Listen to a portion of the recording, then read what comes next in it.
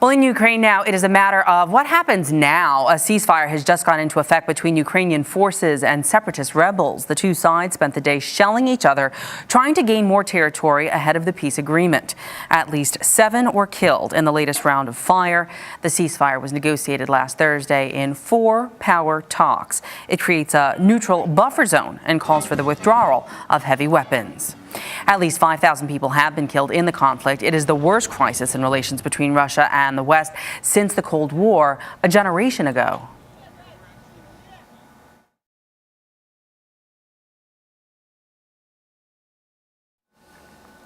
Well, much talk has been about the relations or the lack thereof between Ukraine and Russia. But what is the position of the United States in all of this? Joining me now is Walter Zaryckyj. He's the executive director for U.S.-Ukrainian relations. And we thank you so much for joining us. First of all, let's talk about the peace talks. They agreed upon something, and it's supposed to kick in tonight at midnight.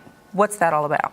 Well, as of last week at the Munich conference that they had, it looked like the Ukrainians were gaining some ground.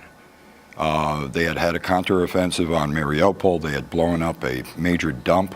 People said it was a chemical plant. It was a major dump. And so the Russians were finding it harder to get to Debaltsevo, which is the place that they're fighting over right now. And then the United States, the Senate, bipartisan, came out and said, we're ready to give the guns. And we think even the president is beginning to move in that direction. Vice President Biden, Secretary of State Kerry said so. And so at the Munich get-together, that privately they think, man, that's a good idea. At that moment, the Europeans jumped in. The French is because of the mercantile thing. It's the sanctions. They want them removed. They want to sell their Mistrals. The Germans, because they just want peace. Mm-hmm. They jumped in and went directly to Putin and said, let's renegotiate Minsk, the September agreement. Let's renegotiate Minsk. Which failed. Which failed, right.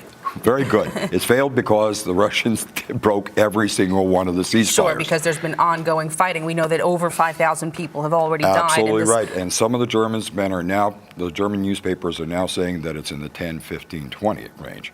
So, I mean, because we're beginning to get real accounts of what's going on in terms of casualties. So the ironic part is they all knew that it was a bad situation, but if it's a bad situation, why bail out Putin?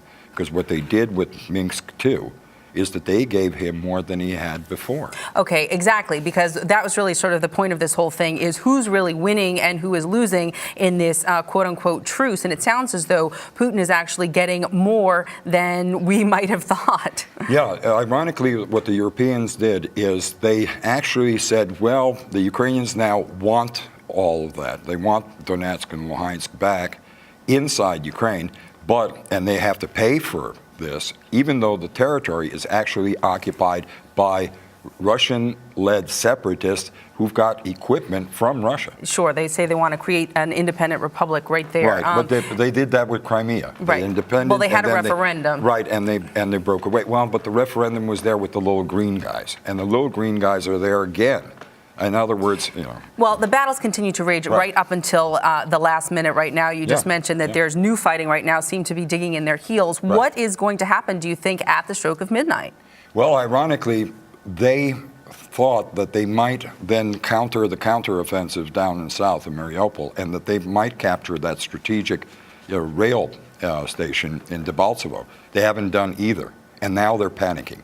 Because if they don't either get that major port, Mariupol, or get that major train station, they really can't resupply very well in Donetsk in the same way that they can't resupply Crimea if they don't pick up on Donetsk and the whole thing. Well, clearly, there's a lot at stake here for Russian President Vladimir Putin. Yes, certainly a certain amount at stake for the United States, depending on whether or not we elect to send in any kind of heavy artillery.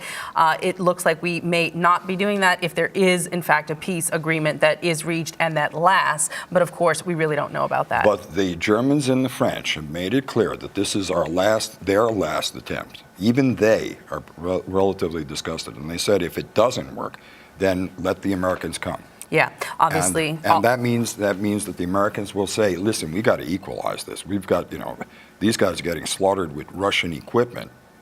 the Ukrainians, and the Ukrainians have got no way to fight back. And of course, all of this because Ukraine wanted to join the EU. All right, that's all we have time for, Walter. It was wonderful. Thank you so much for joining us here on Arise News Weekend. Thank you for having me again. Thank you, ma'am.